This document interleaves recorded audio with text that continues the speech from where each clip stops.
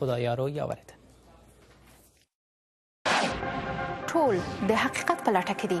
د امریکا غږ د یوې باوري سرچینې په توګه نړیوال شهرت او اعتبار لري. برای آگاهی از خبرها هر کس به یک منبع معتبر نیاز دارد. د نړۍ په ګوټ ګوټ کې خلک په امریکا غږ د یوې ډاډمنې خبري سرچینې په توګه اعتبار لري.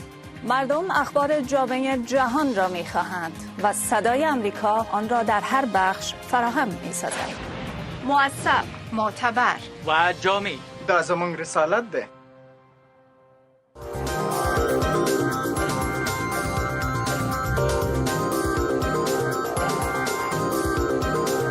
د آشنا تلویزیون د خبري خپرونې په دوام کې د کابل په یو ملمستون د پرونی برید په اړه تازه معلومات اورئ. جمهور رئیس اوباما د خلیج هیوادونو مشرانو ته په واشنگټن کې هرکلی لري او نن پنځشنبه ده چې تاسو به د سپورت باکس په خپرونه کې په زړه پورې معلومات واورئ. د آشنا تلویزیون سره اوسئ. سلام درنو لیدونکو، تاسو د امریکا غږ آشنا تلویزیون د نړۍ او افغانستان اړوند مهم خبرونه او راپورونه او تحلیلي ارزونې ګورئ او اورئ. هیله ده چې نیم ساعت نور د خپرونې سره اوسئ. طالبانو په کابل کې په یو ملمستون باندې د تیر ماښام د برید مسؤلیت واخیستو چې پکې د 9 بهرنیانو په ګډون باندې 14 تنه ووژل شو.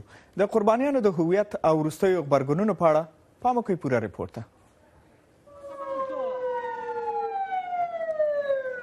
طالبانو د پنځشنبې په ورځ په کابل کې د تیر شپې د هغه برید مسؤلیت ومانه چې په نتیجه کې 15 افغان وګړي او د یو امریکایي په شمول 9 بهرنیان ووژل شول. وسلوالو کسانو د چهارشنبې په ماښام په کابل کې د پارک پیلس په نامه پر یو ملمستون برید وکړ چې هلته د ملمستون د یو محفل کوربتوب کاوه. له برید نه وروسته دا ځای د پولیسو لخوا محاصره شو چې 15 ساعته دوام وکړ. په دغه پیښه کې د یو امریکایي، یو بریتانوي، یو ایټالوي او 4 هندي اتباع وژنه تایید شوې ده. په کابل کې د متحده ایالاتو د سفارت ویاندې مانیکا کمینګز په یو ایمیل کې وویل چې په دې برید کې یو امریکایي تبع ووژل شو خو هغې د هغه نوم څرګند نه کړ. همداراز په کابل کې د هند سفیر امرسینا د پنځشنبې په ورځ دا تایید کړه چې د 3 سړیو او یوې ښځې په شمول 4 هندیان چې په دې ملمستون کې اوسېدل او د سفارت کارکونکي نو په دې پیښه کې وژل شوي دي. پولیسو وویل چې د دې برید په ترڅ کې په لسګونو نور کسان وژغورل شول. جمعاً با شمول زخمیان 450 کسان چې ټاپیان هم پکې شامل وو وژغورل شول. 15 کسان د ملمستون په داخل کې وژل شوي دي. امنیتي ځواکونه سنې ته پر وخت ورسېدل او 450 کسان وژغورل شول. پولیس وایي چې د هغوی لخوا د هوټل محاصرې 15 ساعته دوام وکړ او 3 بریدګر پکې ووژل شول. د کابل یو شمېر ښاریانو د دې پیښې په اړه له آشنا تلویزیون سره خپل نظر داسې شریک کړ. شپې یو انتحاري شوی ده او دا کار مناسب نه ده. باید موږ تاسو ټول دا زموږ وطن ده او په ګډه سره باید جوړ کړو، سوله وکړو. د دې انتحاري او جنګ او جګړو نه څه نه جوړېږي او ټول هغه زموږ دوستان او ملګري چې دا کارونه کوي باید راشي حکومت سره دولت سره سوله وکړي او بس دغه یوازینۍ لاره ده. موږ خو دا غواړو چې دا کارونه نه منع شي او دا کارونه نه کړي. رسول الله شارمان د غوښند د افغانستان دی، موږ یو نه ټول مسلمانان چې د افغانستان د دلته کم امریکایان نه دي، دا نه دي چې امریکایان هم راغلي دلته او خدمات او دغه لپاره. کوم طالبان هم دا خواهش کوي چې راسي جوړه وکړي او دا کارونه وکړي. همداراز د ولسمشرۍ ماڼۍ په یو اعلامیه کې ویلي دي چې ولسمشر محمد اشرف غني دغه وروستی ترهګریز برید په سختو ټکو کې غندلی دی. بل خواته نن پنځشنبه د پاکستان په پلازمینه اسلام آباد کې د پارلمان او سترې محکمې په ودانیو باندې د پاکستان بیرغ په بس موټر باندې په برید کې د وژل شوو په خاطر باندې نیمه ځوړند شوی. یو شمېر وسلوالو کسانو د چهارشنبې په ورځ یعنې پرون د پاکستان په جنوبي ښار کراچۍ کې په هغه بس موټر حمله وکړه چې د اسماعیلي مذهب کسان پکې سپاره وو او سپرلۍ ته یې امر وکړو چې د ویشتلو مخکې سرونه ټیټ کړي. په دې حمله کې لږ تر لږه 45 کسان ووژل. دا په دې هېواد کې د مذهبي اقلیتونو په وړاندې تازه برید دی. دا معلومه نه ده چې دا برید به چا کړی، خو د پاکستاني طالبانو یوې ډلې او د اسلامي دولت یا داعش وې همکارې ډلې د دې حملې مسؤلیت اخیستی دی.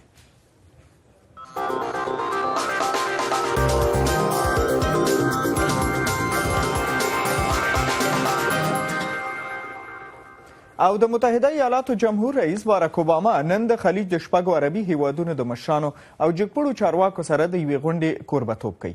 دا غونډه په یو داسې حال کې ترسره کیږي چې جمهور رئیس اوباما یې یو حساس وخت بولي. د نن ورځې د غونډې د جزئیاتو د وړاندې کولو دپاره زموږ همکار سید عزیز رحمان په خپرونه کې زموږ سره مال دی.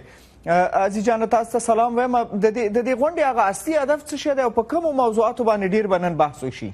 آشنا صاحب مننه. د غونډې مقدماتي خبرې پرون بیګا په وایټ هاوس کې یا په سپینه ماڼۍ کې د یوې کاري یا رسمي ماښامنۍ سره پیل شوې، خو دا غونډه به نن هم په کمپ ډیویډ کې چې د واشنګټن نه 100 کیلومتره لرې په شمال خواته پروت دی، دلته به دوام ولري. شاوخوا 15-50 دقیقې وروسته د اوس نه به دا غونډه پیل شي.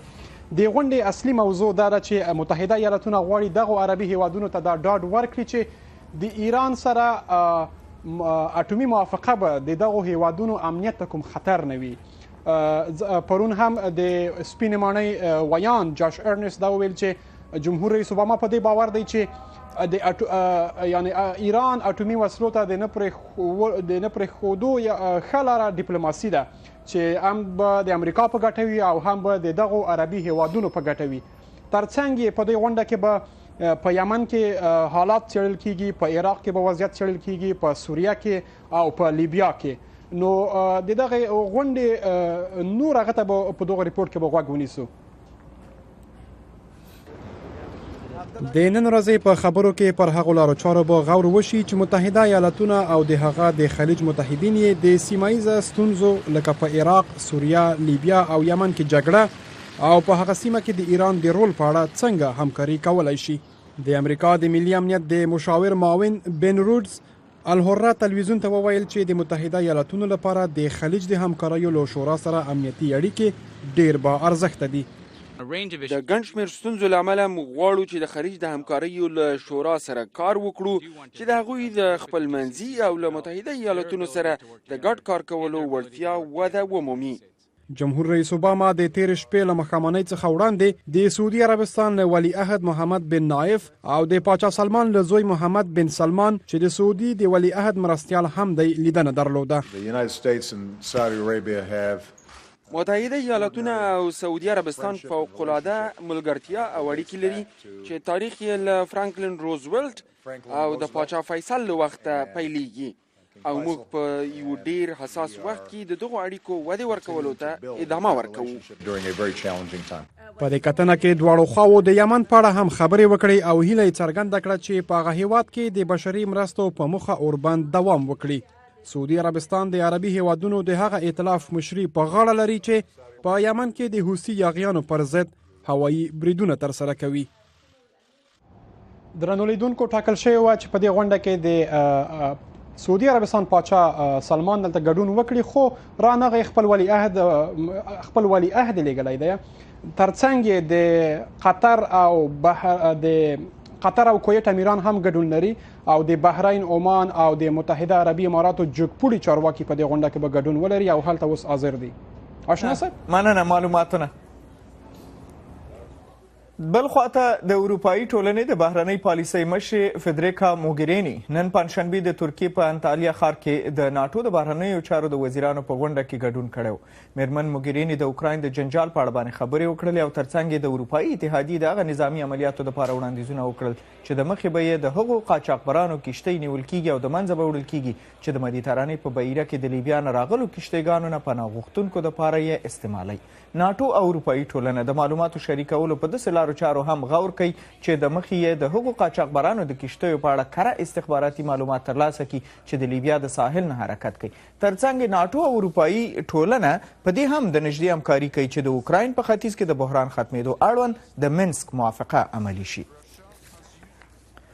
او د هند صدراعظم نریندر مودي په دې هیله ګاونډي هیواد چین ته تللی دی چې د آسیا د دې دوو سترو قدرتونو ترمنځ ډیپلوماتیکي او اقتصادي اړیکې غښتلې کړي. واک ته تر رسېدو وروسته دا چین ته د صدراعظم مودي لومړنی سفر دی او نن سهار د جمهور رئیس شي جینګ پینګ پلرني ولایت شانشي ته ورسېدو.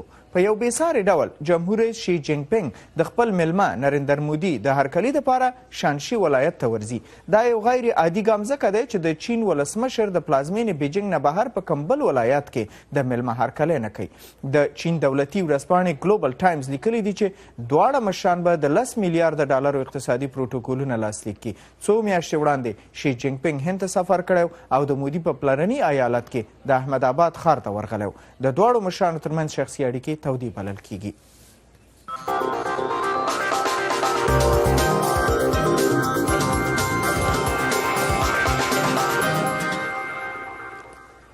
د هالیوود ستوري الیشا کیز، جینیفر گارنر او نورو 13 تنو د امریکا په مشرۍ باندې د نجونې پرېږدئ زده کړې وکړي تر نوم لاندې د نوښت ملاتړ اعلان کړی دی. د 211 میلیونه ډالرو په ارزښت باندې دا پروګرام د پرمختګ دپاره د امریکا نړیوالې ادارې یا USA د خوا نه تمویل کیږي چې هدف یې د نړۍ په ګوټ ګوټ کې عامه ښوونځیو کې د تعلیم د کیفیت لوړوالی دی. د امریکا غږ نه مریما دایلو راپور ورکوي چې دا نوی پروګرام به د افریقا، جنوبي اسیا، لاتین امریکا او منځني ختیځ په 15 هیوادونو کې عملي شي. په نایجیریا کې په سلګونه ځوانې نجونې په داسې حال کې برمته شوي چې د خپل وروستي امتحان دپاره یې تیاری نیول، او په پاکستان کې یوه نجلۍ په ډزو وویشتل شوه. د امریکا نړیواله پراختیايي اداره یا USA د نامتو شخصیتونو سره یو ځای شوې څو د خلکو پام په نړۍ کې د نجونو تعلیم ته واړوي.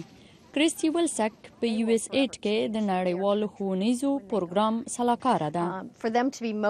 د هغوی لپاره چې د ملالې نه الهام واخلي یا نایجیریا کې د برمته شویو نجونو نه تحریک شي، داسې معنی لري چې موږ د خلکو یوه ډله لرو چې کولی شو زده کړې ورکړو. د دې ادارې له مخې اوس مهال 2.5 میلیونه نجونې ښوونځیو ته نه ځي او ځینې په داسې حال کې زده کړې کوي چې ژوند ته یې ګواښ پېښ دی. طالبانو 2 کاله د مخه په پاکستان کې پیغله فعاله ملاله یوسفزۍ وویشتله چې د نجونو د تعلیم دپاره یې کمپاین کاوه. سږ کال د سپتمبر په 12 پاکستاني چارواکو د 10 کسانو د نیولو اعلان وکړ چې ګمان کیږي د دې پیښې عاملین دي. په ورته وخت کې په نایجیریا کې د ښوونځي په سلګونه نجونې د بوکو حرام په نوم د وسلوالې یاغي ډلې لخوا د برمته کېدو وروسته اوس هم لا ترې تمې دي. بوکو حرام د نایجیریا په سیمه ییزه ژبه لویدیځ زده کړې حرامې دي معنا ورکوي، خو په یوګندا کې د ماندیلا د مرکز څخه سیروس کاوالیا وایي تعلیم د بشپړ استعداد ته د رسیدو لاره ده. تعلیم راسه کوي چې د سړي سترګې او افکار سره خلاص شي. یو ځل چې د سړي مفکوره بدله شي بیا نو انتخابولی شي چې کوم معلومات درته ګټور دي او څومره او څنګه ورڅخه کار واخلي. د تعلیم نه پرته سړی نشي کولی خپل افکار بدل کړي، نو بیا څه کولی شي؟ په دې وروستیو کې USA اعلان وکړ چې 211 میلیونه ډالر به د افغانستان، اردن، ګواتیمالا، جنوبي سودان او نایجیریا په ابتدایي او متوسطه ښوونځیو کې د پروګرامونو د تمویل لپاره ولګوي. په نایجیریا کې د دغو پیسو یوه برخه به د تکړه ښوونکو د روزلو لپاره مصرف شي او دا واقعا یو مهم اړخ دی چې 250,000 نجونو ته به ګټه ورسیږي.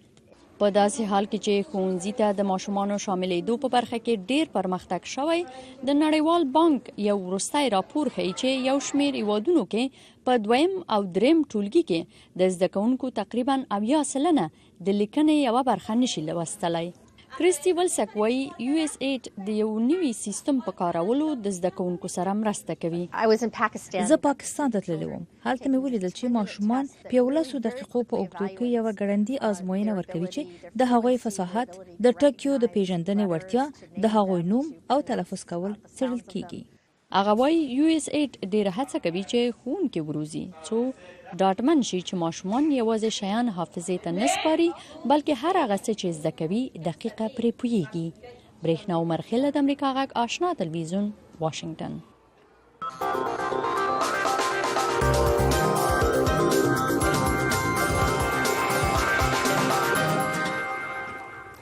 او د افغانستان د کرکټ بورډ زیمبابوې او پاکستان د کرکټ له چارواکو سره د خبرو په دوام کې کوشش لري چې د یادو هیوادونو د ملي ټیمونو چې د کرکټ د نړیوالې شورا غړیتوب لري یو ورځنۍ یا شلوریزه مسابقې وکړي.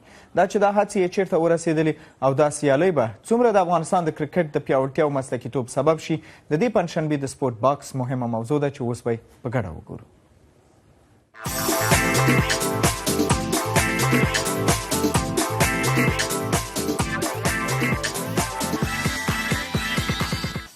سلام، زمونږ د دې اونۍ سپورت باکس څخه راغلاست.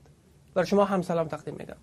البته موږ خبر شولو چې د افغانستان د ملي کرکټ بورد مسئولین پاکستان ته تللي چې خای د کوم مسابقې لپاره یا زیمبابوې او یا هم پاکستان لپاره کوم خبري وکي. د دې جزئیات څه دي؟ کوم نوې خبره تاسو ته راغلي که څنګه؟ بالکل خبر درسته. افغانستان کرکټ بورد رئیس عمومي رئیس نسیم دانش خبرې کړې دي او هغوی په دې لټه کې دي چې د زیمبابوې او د افغانستان او د پاکستان د ټیمونو ترمنځ د لوبو لپاره د چانس یا فرصت برابر شي. هغوی خوشباوري ښودلې ده چې د افغانستان کرکټ بورډ به راتلونکي کې چې کله د افغانستان او د پاکستان یا د زیمبابوې د ټیمونو کوم مقامات دي د هغوی ناسته به کېږي، غونډه به کېږي پاکستان کې، نو زیات کوشش روان دی. یو مهم خبر دا ده چې دوی په دې توانېدلي دي چې د پاکستان د خیبر پښتونخوا کرکټ ټیم راوبولي کابل ته او هغوی سره لوبې برابرې کړي. نو دا به لومړی ځل چې یو مهم نړیوال ټیم یا لوبغاړی راځي کابل کې لوبه کوي. من فکر میکنم که پس از اینکه پاکستان در مقابل بنگلادش پی باخت و پس از اینکه افغانستان هم یک برد داشته در مقابل بنگلادش، حالا پاکستان میخواهد که پس دوباره با شکست دادن زیمبابوه که یک تیم ضعیف در بین تیم‌های که عضویت کامل شورای کرکت داره، میخواد که تیم ضعیف پس دوباره شکست بده تا به نحو اعاده حیثیت کنه یا پس همون نام خود دوباره در پاکستان روشن بسازه و نمیخواد که تیم افغانستان شامل از این سریز بسازه، به خاطر که باز هم حراس از این داره، چرا افغانستان زیمبابوه رو میتونه شکست بده ولی اگر پاکستان شکست داد پاکستان دیگه هم نام تیمش داخل پاکستان یعنی هدف شما ایست که تیم ملی کرکت پاکستان در یک دوره بسیار زیاد خراب به سر میبره و حراس داره و میخواد که اعاده حیثیت بکنه. تشکر از شما. آبت یک سوالی که اینجا پیدا میشه ایست که نزدیکی بورد کرکت افغانستان با پاکستان بسیار زیاد به نفع افغانستان خود بود یا با هند؟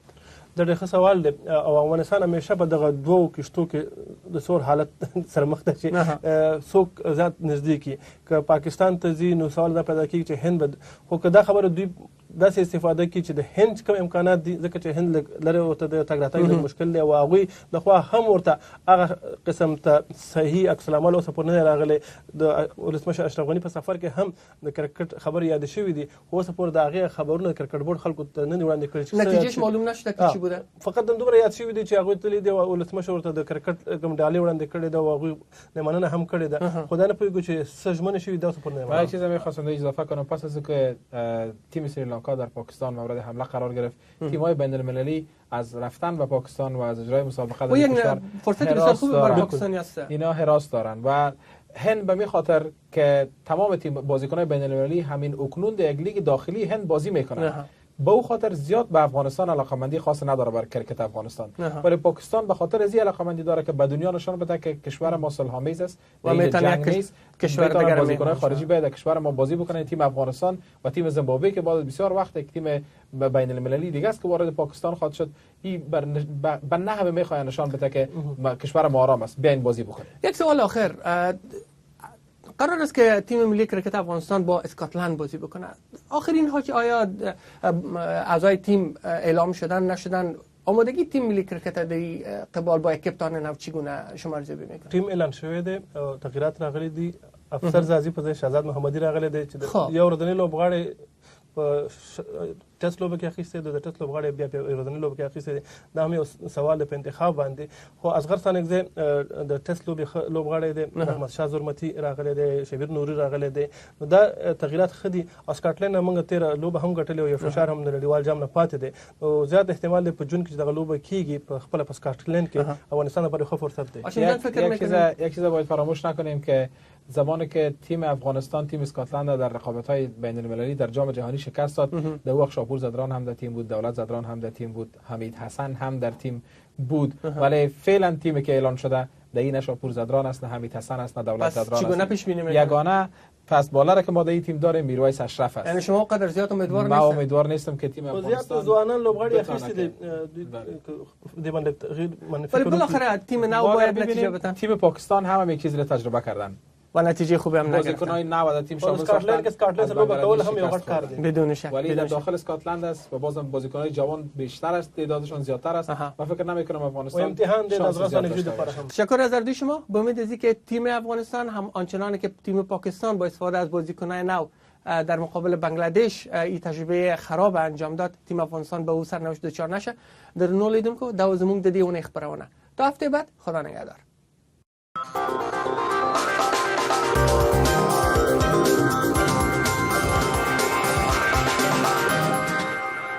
د اشنا تلویزیون د نړۍ مهم خبرونه ګورئ او اورئ.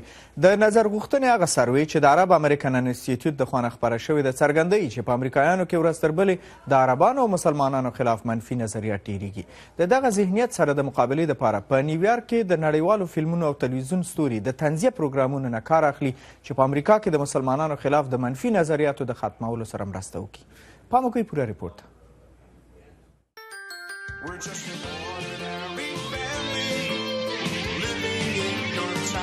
دا تلویزیونی تنزیه پروگرام چې د هندو الاصل امریکایي کمیډین آصف مندي لخوا جوړ شوی هدف دا دی چې هغه منفي حالات او فکر ته تغییر ورکړي چې د امریکایانو لخوا د مسلمانانو او د اسلام د دین په هکله را پیدا شوی دی. د زیاتره امریکایانو دپاره د مسلمان کلمه داسې ښکاري لکه سرطان چې دا ښه کار نه دی او د دې علت دا دی چې خبرې اترې د سیاستوالو او رسنیو د خوا نه د خپلو ګټو دپاره یرغمل شوي دي.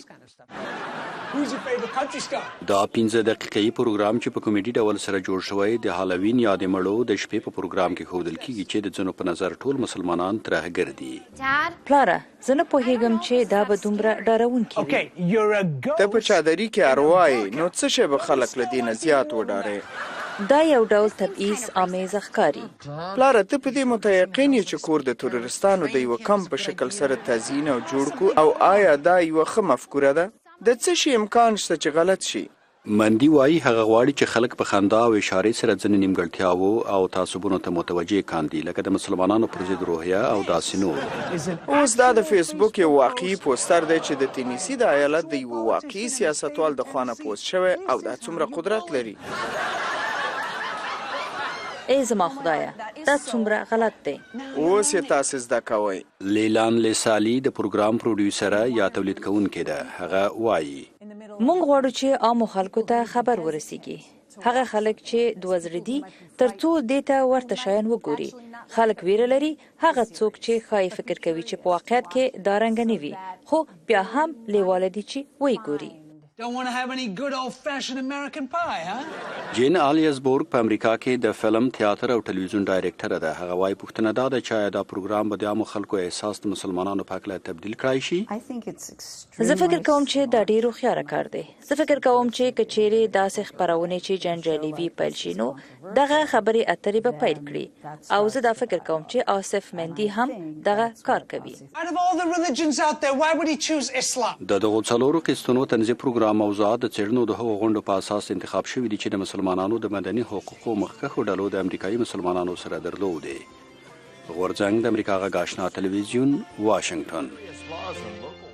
او اوس به هم د نړۍ نور په زړه پورې پېښو ته هم یوه لنډه کتنه وکړو چې زموږ همکارې رڼا توراني غورځنګ تاسو ته برابر کړي. دوبۍ فرید په نامه فرانسوي ماجراجو چې د غڼې د سړي په نامه هم په نړۍ کې شهرت لري دا ځل د دوبۍ یوې لوړې ودانۍ ته بیا هم د 309 مترو په جګوالي سره په بریالیتوب سره پورته شو.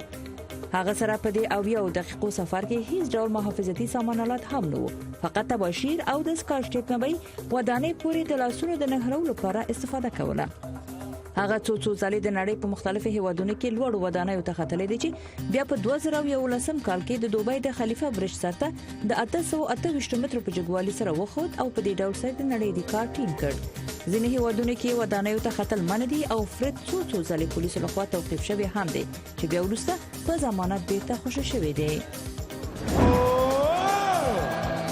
سویس د نړۍ د بیلابیلو برخو څخه په سلهاو پیلوټان د سویس د سالزبورګ ښار کې سره ټول شوي وو او د کاغذي کوچنیو الوتکو په نړیواله مسابقه کې ګډون وکړ. په دې مسابقه کې به ګډونوالو د دې هڅه کوله چې په مهارت سره الوتکه هوا ته پورته کړي او د هر چا کاغذي الوتکه به چې ډېره پورته هوا ته ولاړه نو د مسابقې ومنکه به اعلان شو او که مخکې نظیر نه وي لیدل شوی نو نوم به هم د عجایبو په کتاب کې ولیکل شو. نو دا و چې یو کس د ناروې څخه لومړی مقام، د اتریش څخه دوهم او د سویس څخه 3 مقامونه ترلاسه کړل. په دې مسابقه کې د 200 څخه ډېر ګډونوالو د 80 هیوادونو څخه ګډون کړی وو. ارجنټاین د هیواد د توري او د ډال د هیواد خطاب هم کیږي او د توري او د ډال رسم او رواج زرهاو کلونو ته غځيږي. خدای د پسرلي تر راتګ په خاطر د بروسوس په نامه سیمه کې په زرهاو خلک سره ټول شوي وو او د توري د سولېزې جګړې څخه لیدنه وکړه. بیا هغه خواته ګډونوالو هم د دې چانس ترلاسه کړ ترڅو د هغوی سره د توري جګړه هم ترسره کړي. په تیرو کې کله چې په نړۍ کې وسلې نه وینو جګړه د تورو او د ډال سره به ترسره کېدله او په ځینو اروپایي هیوادونو کې اوس دا په رسم او رواج باندې بدل شوی دی او هر کال د تورو د فستیوال څخه منځنه کیږي. په ارجنټاین کې کله چې هلک ماشوم نړۍ ته سترګې وغړوي نو یو شپه او ورځې توره ترڅنګ پرته وي. او په پای کې مراکش په دې هواد کې هم د ګلابو د ګلانو یو ډیر په زړه پورې فستیوال په لار واچول شو. دا فستیوال د کالات په نامه د غرونو په لمنو کې د 350 کلونو راپدې خپل منځل کیږي او د ګلابو د ګل میله د دې هواد یو له مشهور جشنونو څخه شمیرل کیږي. په مراکش کې د کالات سیمه هغه ځای دی چې د کال د 2000 او 4000 ټونو په شاوخوا کې د ګلابو ګلان د دې سیمې څخه لاسته راځي. دا کلتوري میله د ګلابو په ګلابو باندې پای ته نه رسیږي. خلکو د مراکش کلتوري کالي هم پرتن کړي وو او بیا موزیک او سندرو په ویلو سره د دې ورځې څخه لمانځنه وکړه.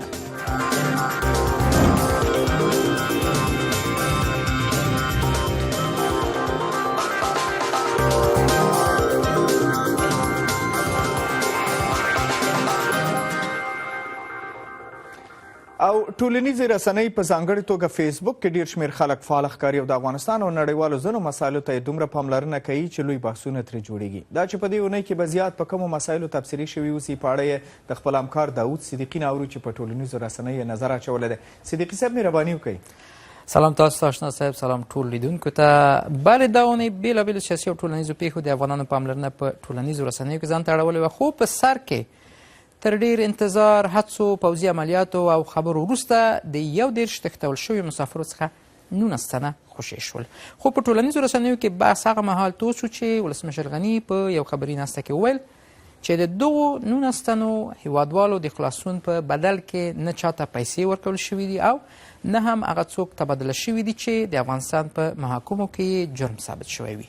خو اکثر خلکو د ولسمشر دا خبره نه منله او ترڅنګ یې ویل چې دا د حکومت ضعف ښیي چې دننه په هیواد کې وګړي یرغمل نیول کیږي او حکومت یې په خوشي کولو کې پاتې راځي. دا اونۍ د امریکا یو مشهور تحقیقي خبریال سیمور هرش د یوې مقالې له خپرولو سره د امریکا په حکومت تور ولګاوه چې د اسامه بن لادن د وژل کېدو د عملیاتو په هکله یې خلکو ته درواغ ویلي دي. دغه خبر په نړیواله کچه په رسنیو کې او په ځانګړې توګه په ټولنیزو رسنیو کې د خلکو پاملرنه جلب کړه. که څه هم چې سپینې مڼۍ د ښاغلي هارش دا مقاله بې بنیاده او بله، خو دغې مقالې په ټولنیزو رسنیو کې د خلکو ترمنځ ډېرې پوښتنې رامنځته کړي دي. او همدارنګه دا اونۍ یو په زړه پورې خبر دا و چې یو چینایي میلیاردر په یو بېساري اقدام کې د خپل د شرکت 6400 کارکوونکي د سیاحت لپاره اروپا ته یوړل. د دغو کارکوونکو د اوسېدو لپاره په پاریس کې 140 هوټلونو کې د ځای بندوبست شوی و او ویل کېږي چې په دې سفر کې 33 میلیونه یورو مصرف شوي دي. دا زما لنډه کتنه چې په ټولنیزو رسنیو مې درلوده د یادونې وړ ده چې امریکا غږ د انټرنټ لارې ستاسو په خدمت کې دی. تاسو کولی شئ د فیسبوک، ټویټر، انسټاګرام او زموږ د عمومي ویب پاڼې له لارې د نړۍ او افغانستان په اړه شیبه په شیبه وروستي معلومات ترلاسه کړئ. مننه. ټول د حقیقت په لټه کې دي. د امریکا غږ د یوې باوري سرچینې په توګه نړیوال شهرت او اعتبار لري. برای آگاهی از خبرها هر کس به یک منبع معتبر نیاز دارد. د نړۍ په ګوټ ګوټ کې خلک په امریکا غږ د یوې ډاډمنې خبري سرچینې په توګه اعتبار لري. مردم اخبار جامع جهان را می‌خواهند و صدای امریکا آن را در هر بخش فراهم می‌سازد. موثق، معتبر و جامع. دا زموږ رسالت ده. د اشنا تلویزیون خپرونه په همدې سره پای ته رسیږي، خو د افغانستان دپاره د امریکا غږ اشنا رادیوي خپرونه همدا شیبه پیلېږي. کولی شئ ورته غوږ شئ او که انټرنیټ لرئ نو هیله ده چې د اشنا تلویزیون د فیسبوک په پاڼه خپل نظرونه او تبصرې موږ سره شریکې کړئ. تر بیا په خدای سپارو.